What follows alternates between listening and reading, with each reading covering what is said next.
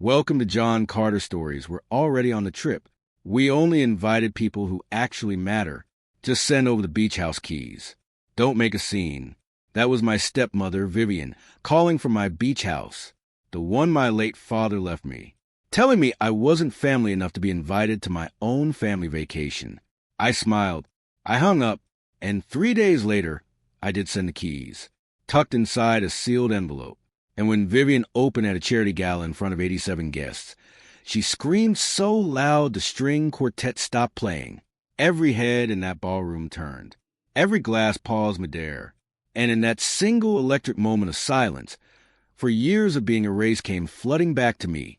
But what was inside that envelope, and why it made a 59-year-old woman lose everything she'd spent 4 years stealing? That's the part one need to tell you from the very beginning. My name is Elara Monroe. I'm 34 years old. I'm a landscape architect living in Massachusetts. And this is the story of how I almost lost my father's house and found myself instead. Please subscribe and like this video and listen to my story till the end. Let me know which city you're listening from. That way, I can see how far my story has traveled. Because if this reaches even one person sitting in their car at midnight, wondering if they're crazy for feeling invisible in their own family, I need you to know you're not. You never were. Now let me take you back to a Tuesday morning in late June. Before I can explain the envelope, you need to understand what Cresthaven means to me. Cresthaven is a shingle-style house perched on a bluff in Truro, Cape Cod, overlooking the Atlantic, for bedrooms, a wraparound porch, and a view that makes you forget you have a phone. It was appraised at $6.8 million in January of 2024. But to me, it was never about the number. It was about the man who built it into a home.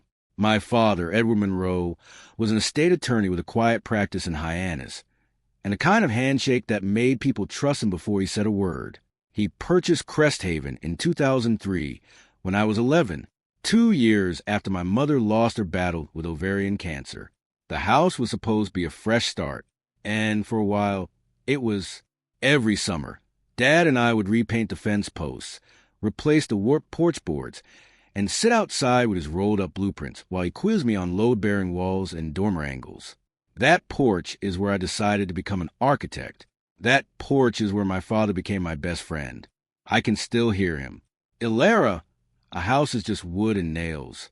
But what you build inside it, that's the legacy. Then he remarried.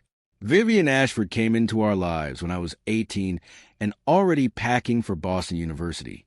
She was polished, articulate, and very, very good at making my father feel needed. Her daughter Cassandra arrived a year later, and slowly, so slowly I almost didn't notice. Every time I came home to Cresthaven, I felt less like a daughter and more like a house guest. Dad used to say something I never fully understood until much later. "This house is yours, Elara." I made sure of that on paper. I thought he was just being sentimental. I'd never once read his will. 2 weeks after his funeral, Vivian changed the locks. She said it was for security. I told myself it was just a lock. But looking back, it was the first door she closed on me, and it would not be the last. Thanksgiving 2021, 5 months after Dad passed, Vivian told me the gathering was too small. Just immediate family, processing grief.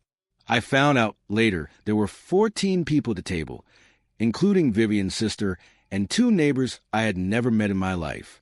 Christmas 2022, I was invited, but seated at a folding card table near the kitchen while Cassandra's friends filled the dining room. I carved the turkey. I served the pie. No one thanked me, and I sat there smiling, because I thought that was what keeping the peace looked like. Then there was the group chat. Our Family iMessage thread, Monroe Family, had existed since 2019. In September of 2022, I noticed I'd stopped receiving messages. When I asked Vivian, she laughed softly. "Oh, we started a new one for planning. Must have been a glitch." There was no glitch. There was no invitation to the new thread either. But the part that kept me tethered, the part I'm almost embarrassed to admit out loud, was the charity.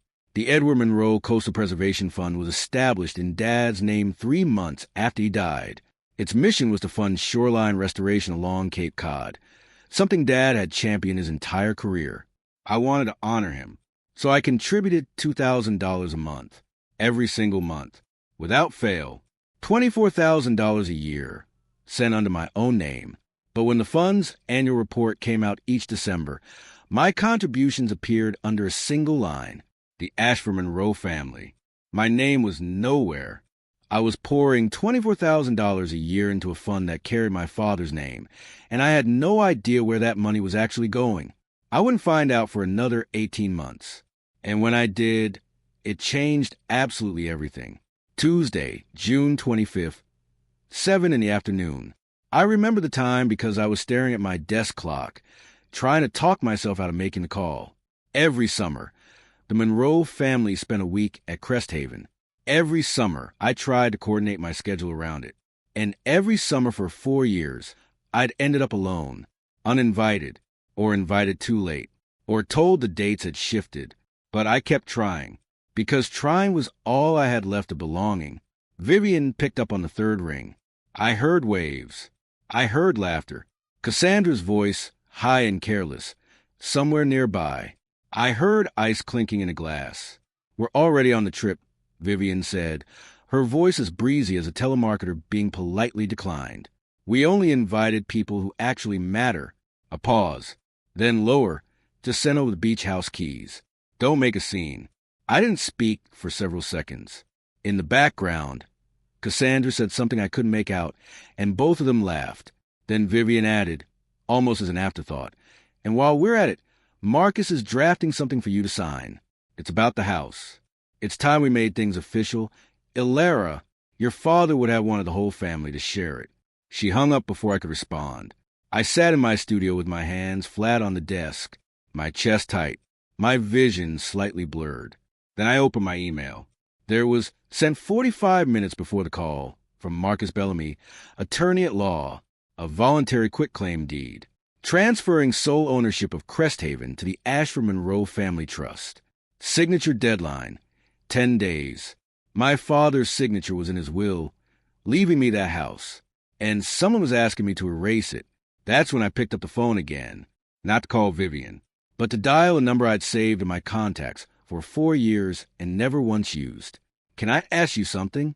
Have you ever been excluded from your own family and smiled about it anyway, just to keep the peace? Drop a comment below. Tell me yes or no, because I need to know I wasn't the only one sitting alone at a folding table, carving a turkey no one thanked me for. I called the one man my father trusted more than anyone, and what he slid across that desk the next afternoon would make me realize that my father had never, not even for a single day, left me unprotected. Stay with me, because what Thomas left in that folder changed the entire direction of my life, and what Vivian had been hiding was about to destroy hers. Thomas Calloway's office sat on a quiet side street in Hyannis, above a nautical bookshop that smelled like cedar and salt. I was there by 2 in the afternoon the next day, June 26, sitting across from a 61-year-old man with silver hair, reading glasses on a chain, and the kind of steady calm that told me he had been expecting this call for a very long time. Your father asked me not to reach out first, Thomas said, sliding a manila folder across the desk. He said you'd come when you were ready. Inside was a certified copy of Edward Monroe's last will and testament, amended March 15th, 2021, 3 months before he died. I'd been given a copy at the reading, but I'd never studied it closely. Grief does that. You file things away and tell yourself you'll read them later, and later turns into years. Thomas guided me to the section on Cresthaven. The language was unambiguous. The property was bequeathed solely to Ilara May Monroe, free and clear, not marital property, not trust eligible, mine. Then he turned to a clause I had never noticed. Article 14.3, the forfeiture provision. It read in part, should any beneficiary or related party be proven to have misappropriated, fraudulently transferred, or misused any asset within this estate, including any charitable fund bearing the testator's name, that party's entire inheritance share shall be forfeited and redirected to preservation fund under the executor's management. I read it twice. Then I looked at Thomas. Your father designed this as a safety lock. He said he knew Vivian. He didn't trust her with the finances, but he also didn't want a war before there was proof. Thomas paused, removed his glasses, met my eyes. I'm the executor, Ilera. I have the legal authority to activate that clause. But I need evidence. Real documented evidence. Your father didn't leave you unprotected. He just trusted you'd find your way here when you were ready. I left that office holding a folder that felt heavier than it looked. And for the first time in 4 years, the weight wasn't grief. It was possibility. It was something I hadn't felt in so long. Thomas made one phone call, and Nora Aldridge was in my life by Thursday morning.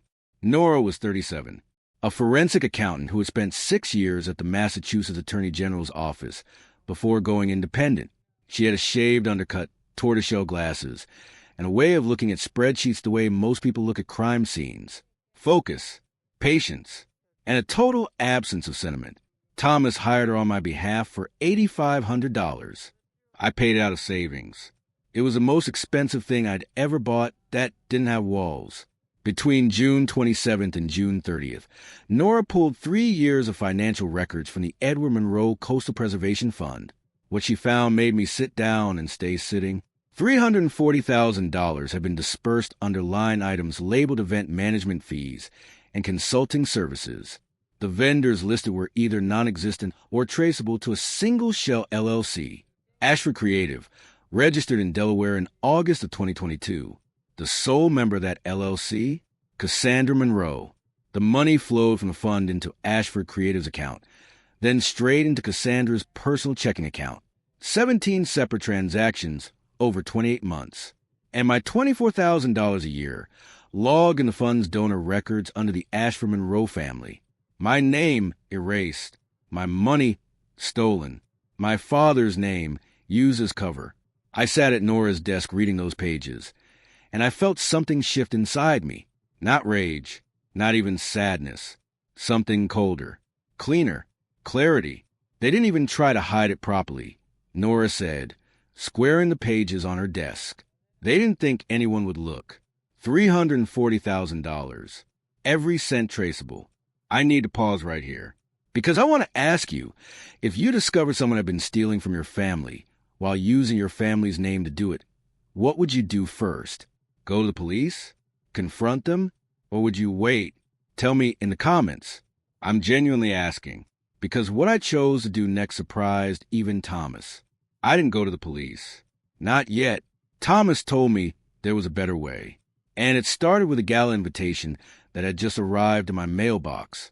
The night of June 30th, I sat alone in my apartment in South Boston with everything laid out on my kitchen table like evidence at a trial. The certified copy of Dad's will, Nora's 47-page report, the quitclaim deed from Marcus Bellamy, and a cream-colored invitation embossed in navy ink. The Edward Monroe Coastal Preservation Fund cordially invites you to our annual benefit gala, July 12th. Harbor View Hotel, Edgerton, Martha's Vineyard. Cocktails at 6. Dinner and program to follow. 87 confirmed guests. The guest list read like a who's who of Cape Cod philanthropy. The president of Cape Cod 5 Bank. 2 Edgerton selectmen. 3 real estate attorneys. Sylvia Hale from the Cape Cod Times. And a representative from a Massachusetts Attorney General's nonprofit division, invited by Vivian herself to demonstrate the fund's transparency. I picked up the framed photo of Dad from my bookshelf. He was standing on the Cresthaven porch, sleeves rolled, squinting into the sun, holding a paintbrush like a conductor's baton. I could almost hear him. A house is just wood and nails, Ilera, but what you build inside it, that's a legacy. At 11:47 that night, I wrote Thomas an email. I'm not signing the quitclaim. I'll be at the gala. Let's do this the right way. He responded in 9 minutes. Your father always said you'd know when it was time. I'll file the motion with Barnstable Probate Court on Monday. Hearing date, July 18th. I closed my laptop and looked at the table again.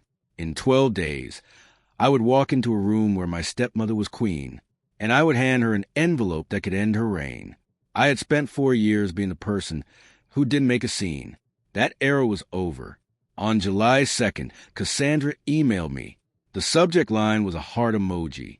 The message was anything but. She actually used our dead father's name, as a threat. And on that same day, Thomas discovered that Vivian was already planning to announce at the gala that I'd agreed to sign over Cresthaven in front of 87 witnesses, whether I had actually signed or not. Don't go anywhere, because part 3 is where everything starts to fall apart for them. On July 2nd, Cassandra emailed me. The subject line was a single heart emoji. The message was not as gentle. Mom says you haven't signed the deed yet. She's putting you on the gala guest list as a courtesy, but she really hopes you won't make this awkward for everyone. Dad would hate that. Dad would hate that. She used our dead father as a leash, and she didn't even flinch typing it. That same day, Thomas flagged something in the court filings. Marcus Bellamy had filed a claim on July 1st at Barnstable Probate Court, arguing that Cresthaven was a jointly held marital asset. It was a stretch, but it was strategic. If a judge entertained it, the case could drag on for months. Then Thomas obtained the gala's run of show from a board member he knew. The plan was surgical. After a tribute video for Edward, Vivian would take the stage to announce that the Monroe family had unanimously agreed to transfer Cresthaven into the Ashford Monroe Family Trust as a community coastal center. She intended to present it as a done deal, my signature already implied, in front of 87 influential witnesses. But buried in that same guest list, Thomas noticed a name that made him pause. Sylvia Hale, investigative reporter for the Cape Cod Times, specializing in nonprofit governance. Vivian had invited her for the PR. She had no idea she'd handed us a front row witness. She built her own stage. Thomas said over the phone that evening, and she doesn't know we're about to use it. The 7 days between July 3rd and July 10th were the quietest of my life and the most deliberate. I worked with Thomas and Nora every single evening. We assembled the package.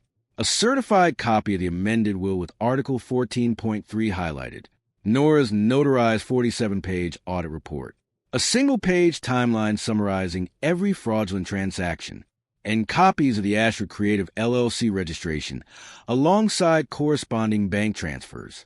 I delivered the final restoration drawings for the Eastham Lighthouse to Gerald Whitmore, chairman of the Eastham Preservation Council, on July 8th, 2 days ahead of schedule. Gerald was 70, with sun-weathered hands and a voice like gravel wrapped in kindness. He studied my plans for a long time, then looked up. "You're the most meticulous architect I've ever worked with. Ilera," he said. "Your father would be proud." I nearly broke right there in his office. I didn't. I thanked him, shook his hand, and drove home. That night, I placed everything into a single cream-colored envelope, the same shade as the gala invitation. I slid the spare Cresthaven keys in first, then the documents. I sealed it with clear packing tape and wrote on the front in my neatest handwriting, "For Vivian Ashford Monroe." As requested, she wanted the keys. They were in there exactly as she demanded, but so was everything else. I didn't lose sleep in those 7 days. For the first time in 4 years, I slept like someone who had stopped pretending that silence was peace, that compliance was love, that giving everything away was the price of belonging. The envelope sat on my nightstand like a quiet grenade. The morning of July 12th, I boarded the Steamship Authority ferry at Woods Hole. I stood on the upper deck and watched Cape Cod shrink behind me. The wind pulled at my hair, and I thought about every ferry ride I'd taken with Dad as a kid. How he'd always buy me a cranberry juice and point out the osprey nests on the channel markers. He made everything feel safe, even open water. Harborview Hotel in Edgartown is a white-clapboard landmark from 1891. Wrap-around porches and widows' walks perched on a hill above the harbor. The gala began at 6. Cocktails on the veranda. Dinner in the main ballroom. 87 guests. Bank presidents. Selectmen. Attorneys. Philanthropists. Sylvia Hale with her reporter's notebook. And Victoria Marsh from the Massachusetts Attorney General's nonprofit division, who Vivian had personally invited to certify the fund's credibility. Vivian's stage. Vivian's crowd. Vivian's night. I checked in at 4, hung my navy blazer on the back of the bathroom door, and sat on the edge of the bed holding the envelope. My phone buzzed. "Thomas, texting from the next ferry. I'm 30 minutes behind you. Heads up, Marcus Bellamy just filed an emergency motion to postpone the July 18th hearing. 60 more days for discovery. If the judge grants it, Vivian buys herself 2 months to spin this. Tonight matters more than ever. I set the phone down, looked at the envelope, and exhaled slowly. 6:15. The veranda was already crowded. Linen suits, sundresses, champagne flutes catching the last of the golden light over Edgartown Harbor. A string quartet played Debussy near the railing. Everything smelled like roses and salt air and old money. I stepped through the French doors and Vivian found me within seconds, as though she'd had someone watching the entrance. She was radiant. Cream silk dress, pearl earrings, a smile so wide and warm you'd think she'd been counting the days until she saw me. "Abigail, you made it," she said, kissing the air near my cheek and gripping my elbow, steering me toward a far corner of the veranda before I could greet anyone else. The moment we were out of earshot, the warmth evaporated. "Did you bring the keys?" Her voice dropped to a whisper. "Marcus has the paperwork inside. We can do this quietly during cocktails. Sign, smile, and no one needs to know the details." I held her gaze. "I brought the keys, Vivian. You'll get them tonight." Something flickered behind her eyes. Relief, maybe, or triumph. She squeezed my arm. "Good girl," and walked away. Within minutes, Cassandra materialized near the bar, champagne in hand. "Ilara is such a sweetheart," she said to the group around her, gesturing toward me. "She's going to help us turn Crest Haven into something the whole community can enjoy." I didn't correct her. Not yet. Thomas arrived at 6:40. He caught my eye from the entrance and gave a single quiet nod. At 7:30, the ballroom lights dimmed. The tribute video ran 4 minutes. It opened with a photograph of my father standing in front of the Barnstable courthouse in 1998. Young, sharp-jawed, briefcase in hand. Then came images of him at Crest Haven, painting the fence, standing on the bluff, shaking hands at a groundbreaking ceremony for a dune restoration project. His voice, pulled from a recorded speech, filled the room. The coastline doesn't belong to any of us. We're just its caretakers. I watched for myself in that video. I appeared once, a blurry shape in the background of a family photo from 2017, half cut by the frame. Vivian and Cassandra, by contrast, filled nearly every other image. A family I barely recognized, built from photographs I'd never been invited to take. When the video ended, Vivian rose and walked the stage as though stepping into a spotlight designed specifically for her. Her voice trembled, perfectly calibrated. Just enough emotion to sound authentic, without losing composure. "Raymond's dream was always that Crest Haven would serve a greater purpose," she said, one hand on her heart. "And tonight, I'm proud to announce that our family, united, has decided to transfer the property into the Asher Monroe Family Trust to become a coastal preservation center open to the public." Applause filled the room. Sylvia Hale looked up from her notes. Victoria Marsh nodded approvingly.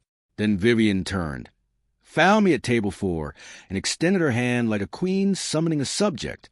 "Ilara, sweetheart, would you like to come up and say a few words? We have the paperwork ready. This is your father's legacy. After all." 87 pairs of eyes turned to me. The room was silent, except for the faint clink of a glass near the back. I stood up. I picked up the envelope from beside my plate, and I walked toward the stage. Vivian was smiling, the kind of smile that says I've already won. She had absolutely no idea that the envelope in my hand wasn't surrender. The stage was small, just a riser with a podium and a single microphone, but it felt enormous. I leaned in. "Thank you, Vivian, for that beautiful tribute," I said. My voice was steady, steadier than I expected. My father loved Crest Haven more than any place on earth, and he was very, very specific about what he wanted for it. I paused. The room waited. "I won't be signing the quitclaim deed tonight." I let the sentence land. Somewhere near the back, a chair creaked. Crest Haven was left to me, solely to me. In my father's final will, dated March 15th, 2021, executed by his attorney and estate executor, Thomas Calloway, who is here tonight. Thomas stood at table 7. He adjusted his jacket. nodded once toward the room, remained standing. Vivian's hand slid off my shoulder. The murmuring started, low, confused, spreading table by table like wind through tall grass. I turned to Vivian and held out the envelope. "You asked for the keys," I said, my voice still even. "They're in here, along with something else my father left. Something I think everyone in this room should know about." Vivian's composure held for exactly 3 seconds. She took the envelope, tore it open. The Cresthaven keys clattered onto the podium. Then she pulled out the documents. I watched her eyes move across the first page, the highlighted text of Article 14.3. Then the second page, Nora's one-page summary. Summary of unauthorized disbursements. Edward Monroe Coastal Preservation Fund. Total, $340,000. The color left her face in stages, like a tide retreating from sand. Engagement break. "Are you still here? Because I need you to be. I need you to see what happened next." What Vivian did in that moment, standing at that podium with those papers in her hands, surrounded by 87 witnesses. It was a moment she sealed her own fate. Comment one word below that describes how you're feeling right now. Just one word. I'll read every single one. But Vivian didn't crumble. She straightened her spine and turned to the room. "This is absurd," she said, her voice pitching upward. "Elara is clearly acting out of grief. Marcus, tell them." She scanned the ballroom for Marcus Bellamy. He was already standing at table 2, jaw tight, saying nothing. Thomas was walking toward the stage before Vivian finished her sentence. He didn't rush. He climbed the riser with the careful, deliberate posture of a man who has spent 40 years standing in front of judges. When he reached the microphone, he spoke the way my father used to, like every word had been weighed in advance. "My name is Thomas Calloway. I served as Edward Monroe's personal attorney for 23 years, and I am the court-appointed executor of his estate. The will is unambiguous. Cresthaven belongs to Elara Monroe. It has never been subject to any family trust, marital claim, or shared arrangement." He turned a page. Article 14.3 of the will contains a forfeiture clause drafted by Edward himself, which states that any beneficiary or related party proven to have misappropriated funds from the estate, including the charitable fund bearing his name, forfeits their entire inheritance. Then came the numbers. Ashford Creative LLC, registered in Delaware, August 2022. Sole member, Cassandra Monroe. 17 separate transactions over 28 months. $340,000 dispersed as consulting and event management fees to a company with no employees, no office address, no tax filings, and no documented deliverables. Cassandra shot to her feet at table 3, face flushed. "That's my consulting company. I did real work." Thomas didn't raise his voice. "The LLC has produced no invoices, no contracts, and no evidence of services rendered. The funds transferred directly to your personal bank account." Silence. Absolute, ringing silence filled the ballroom. Victoria Marsh set her glass on the table, pulled out her phone, and stepped toward the corridor. Sylvia Hale's voice recorder had been running for 5 minutes, its small red light glowing beside her napkin. And Marcus Bellamy stood, adjusted his tie, and said quietly to Vivian, "I need to speak with my client privately." Then he walked out of the ballroom, without looking back. Marcus walked out, and with him walked the last person willing to defend Vivian, Ashford Monroe, in a room full of witnesses. What Vivian did next, alone at that podium, microphone still live, was the single worst decision she could have made. And what Cassandra said into a live wireless mic as they walked out, those 12 words ended any chance of their story surviving the morning. Stay with me, because part 4 is about what happened in that courtroom 6 days later, and a letter I found hidden under porch floorboards that made me cry for the first time since my father's funeral. What happened next is something I've replayed in my mind more times than I can count, not because it felt good, because it felt irreversible. Vivian stood at the podium alone, the microphone still live, the room so quiet I could hear the harbor bell outside. She gripped the edge of the podium with both hands and did the one thing she should not have done. She kept talking. "Edward would be ashamed of you. Elara." Her voice cracked, but not from grief, from rage. "You're destroying this family for a house." No one moved. 87 people had just heard documented evidence that Vivian had siphoned $340,000 from her late husband's charity, and now she was invoking his name to shame the daughter he'd specifically protected. The silence stretched for 3 long, terrible seconds. Then Gerald Whitmore, the chairman of the Eastern Preservation Council, the man who had called my lighthouse restoration work meticulous, stood up at table 5. "I've worked with Alara for 2 years," he said, his gravel voice carrying without a microphone. "She restored the Eastham Lighthouse with the kind of integrity Edward himself would have demanded." He paused, looked directly at Vivian. "I think we all know who's destroying what here." Scattered applause broke out, then spread, rippling across the room like a wave finding shore. Vivian grabbed Cassandra by the wrist and turned for the exit. But as they passed table 3, Cassandra, crying now, mascara running, said something into the still-live wireless mic clipped to the floral centerpiece. "You promised no one would find out, Mom." The words rang through the speakers, clear as a bell. Sylvia Hale wrote them down verbatim. Vivian didn't look back. The ballroom doors closed behind them, and the string quartet, unsure what else to do, began to play again softly, as though hoping the music might erase what everyone had just witnessed. It wouldn't. Victoria Marsh returned from a corridor and walked straight to Thomas.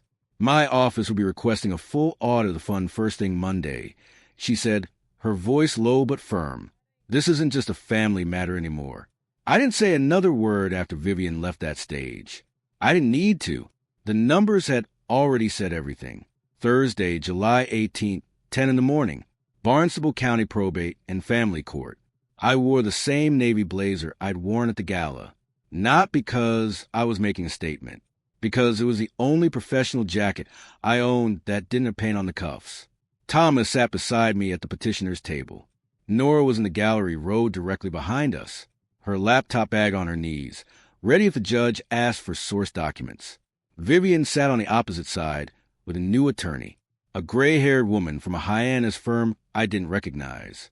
Marcus Bellamy had formally withdrawn from the case on July 15th, citing irreconcilable differences in legal strategy. Cassandra was not present. The emergency motion to postpone had been denied. The Attorney General's office had filed a brief the previous week supporting the original hearing date, arguing that any delay risked further dissipation of estate assets while the fund remained under investigation. Thomas presented the case methodically. He entered into evidence the certified will, the forfeiture clause, and Nora's 47-page report, which had already been filed with the court 10 days earlier. Vivian's new attorney challenged the standing of the forfeiture provision, argued it was unusually punitive.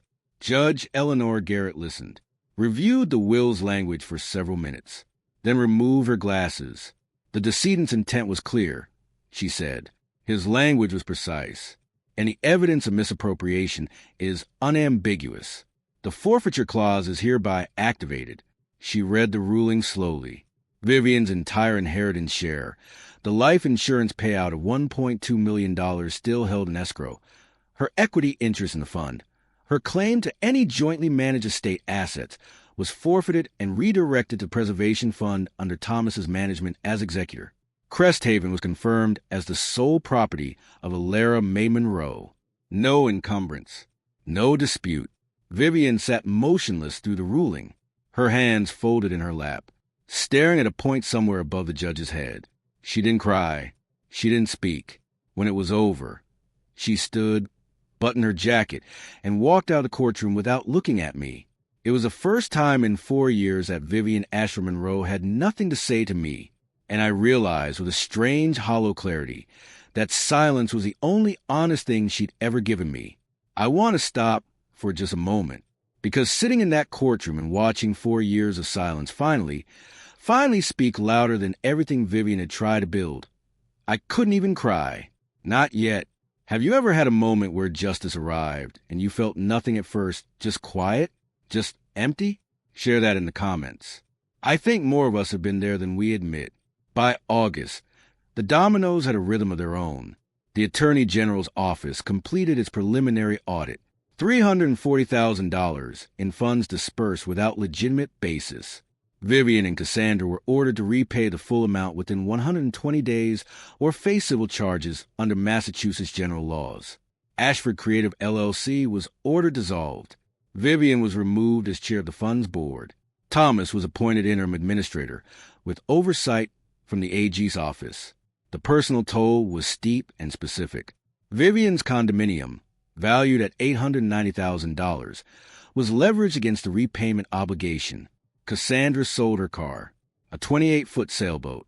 Combined with a forfeit inheritance of $1.2 million, the total financial loss for Vivian and Cassandra reached approximately $1.6 million, plus an estimated $95,000 in legal fees. Diane was removed from the organizing committee of the Cape Cod Summer Arts Festival. Her membership at the yacht club was quietly revoked. 2 families she dined with for years stopped extending invitations. No public statement, just a letter and a return deposit. Then in late November, I drove to Cresthaven for the first time in 4 years. The locksmith met me at 9 in the morning.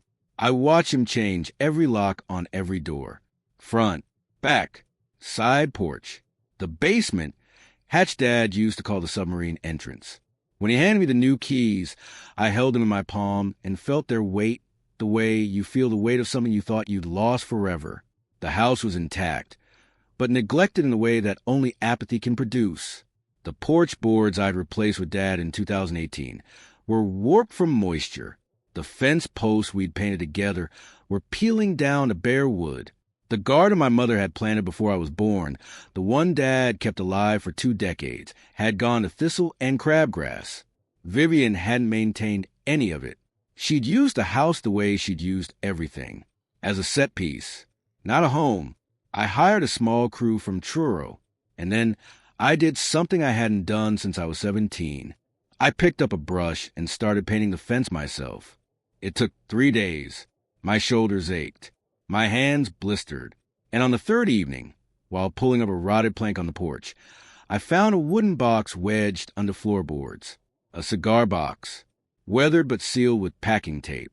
Inside was a handwritten letter, dated March 10th, 2021. 5 days before Dad amended his will. 3 months before he died. Elara, if you're reading this, it means you found your way back. I knew you would. The house is yours. Not because it's valuable, but because you're the only one who understands what it means. Don't let anyone tell you what your legacy should be. Build it yourself. Love, Dad. I sat on the porch where he used to sit, holding his letter in his handwriting, and I cried, for the first time since his funeral.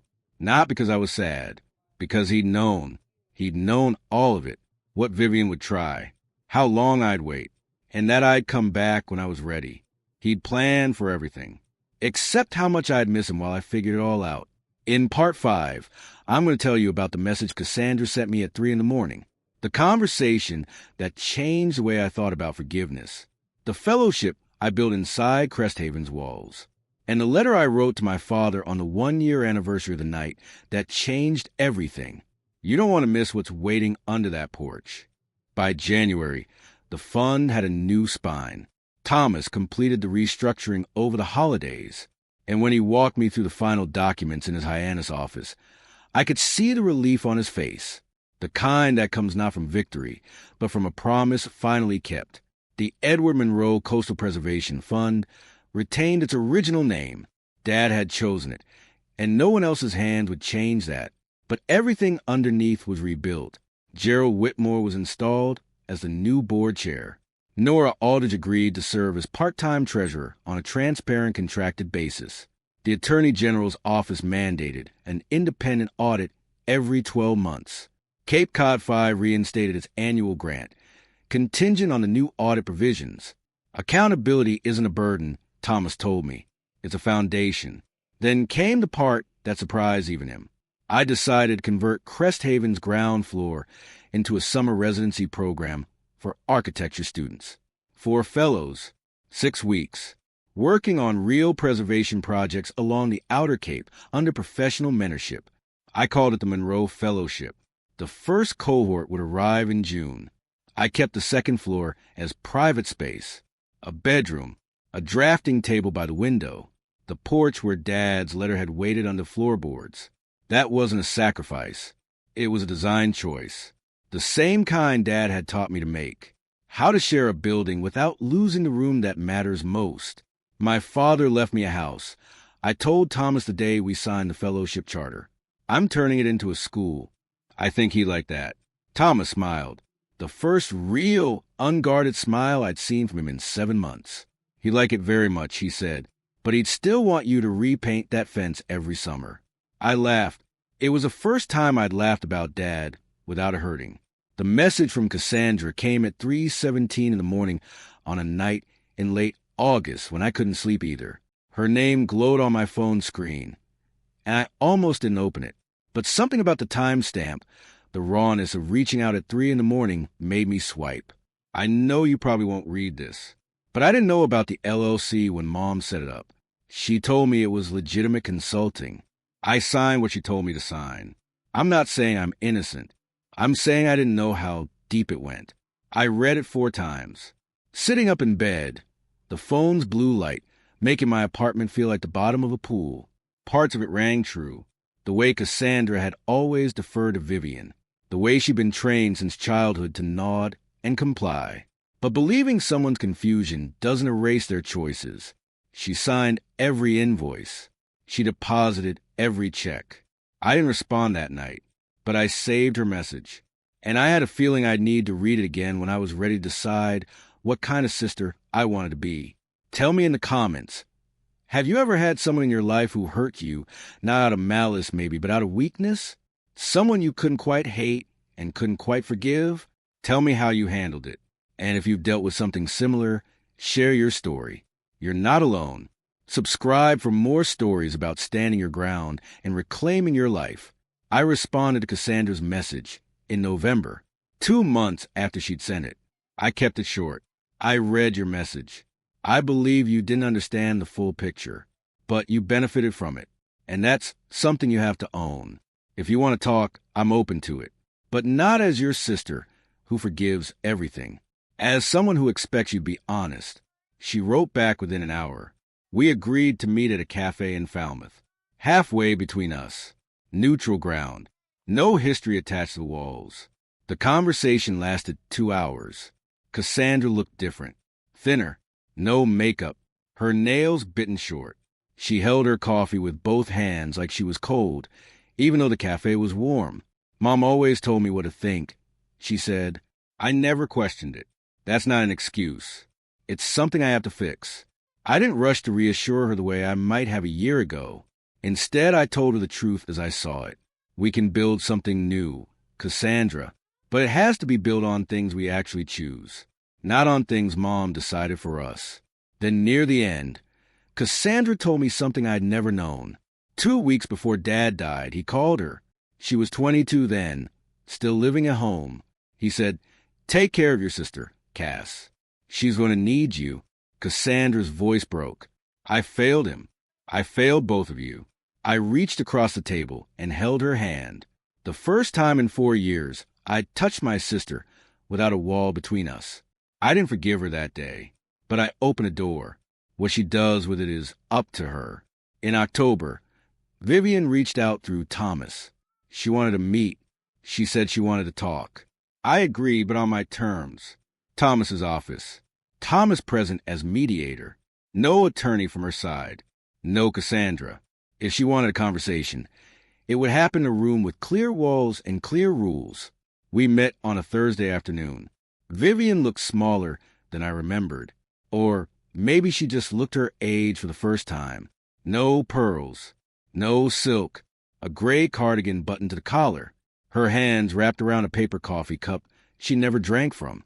She cried. I expected that. She said she only wanted to protect what Edward built.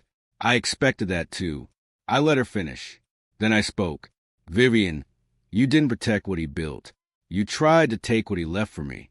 I don't hate you, but I won't let you have access to my life the way you've had for the last 4 years. If you want a relationship, it starts with honesty, not control. Then I laid out 3 conditions. All communication regarding property, finances, or estate matters would go through Thomas. No direct contact. The fund repayment must be completed in full before any family gathering of any kind. And I would not attend any event organized under the Monroe family name until the fund was restructured with independent oversight. Vivian listened. She didn't argue. When I finished, she said quietly, almost to herself, "You sound just like your father." "Thank you," I said. "That's the best thing you've ever said to me." A boundary isn't a punishment. I wanted her to understand that. It's the price of staying in someone's life when trust has to be rebuilt from nothing. Engagement break. I want you to sit with that for a moment, because I spent 4 years thinking that keeping the peace was the same thing as keeping the love. It wasn't. The kindest thing I ever did for myself was stop pretending they were the same. Has anyone ever made you feel like setting a boundary was an act of war? I want to hear your story. June 2026. 1 year to the week since Vivian's phone call. I stood on the Cresthaven porch with a mug of coffee, watching 4 architecture students from 3 different universities measure fence posts in the early morning light. They were arguing about joist spacing, the kind of argument Dad would have loved, the kind he used to settle by handing you a level and saying, "Don't guess, measure." My studio in South Boston now had 2 employees. Annual revenue for 2025 had come in at $680,000, up from $310,000 a year before. I'd signed a contract in April to restore a historic church in Provincetown, the kind of project that would have made Dad pull up a chair and ask me to walk him through every elevation. Cassandra and I saw each other once a month. We weren't close, not the way sisters in films are close, but we were honest, which was better. She'd been in therapy since December. In March, she was hired as an events coordinator at a Boston nonprofit. It was the first job she'd ever gotten without Vivian's name on the application. When she told me over coffee, her eyes were bright in a way I'd never seen before. Not the brightness of performance, of someone discovering, for the first time, that they could stand on their own. Thomas visited every July. He'd sit on the porch, drink coffee, and tell me stories about Dad, cases they'd argued, jokes they'd shared. The time Edward accidentally filed a motion in the wrong county and drove 90 miles to fix it before the clerk noticed. "You're the closest thing I have to a father now," I told him once. He set down his mug and looked at the ocean. "Your father would say I'm just a messenger." The night of July 12, 2026, exactly 1 year since the gala, I sat at the drafting table in the upstairs bedroom at Cresthaven and wrote a letter I could never send. "Dear Dad," I found the letter under the porch. I found the clause in the will. I found Thomas when I was ready. "You planned for everything except how much I'd miss you while figuring it all out. Cresthaven is a school now. There are students here learning to measure joists the way you taught me. They don't know your name yet, but they will." One of them, a girl from Springfield who'd never seen the ocean before this summer, asked me yesterday why the porch faces east instead of south. I told her what you told me. Because the morning light is honest. It shows you everything. The cracks, the beauty, all of it. She wrote it down in her notebook. You would have liked her. I didn't let them take the house. And I didn't let them take me. I think you knew I wouldn't. That's why you left me the keys. Not just to the door, but to the choice. Meredith is trying. Cassandra is trying. I don't know if she'll make it all the way, but she's walking in the right direction. And I think that matters. You asked her to take care of me. She didn't. But maybe I can take care of the space between us until she's strong enough to meet me in it. I love you. I miss your handwriting and your terrible coffee and the way you hummed when you were reading contracts. Elara. I folded the letter, walked downstairs, and placed it in the cigar box under the porch next to his. The next morning, I woke early and walked the beach. The tide was out, the sand firm and cold. The sky the color of unfinished steel. I walked for a long time without thinking about Vivian or the gala or the courtroom or any of it. I just walked, and the ocean did what it always does.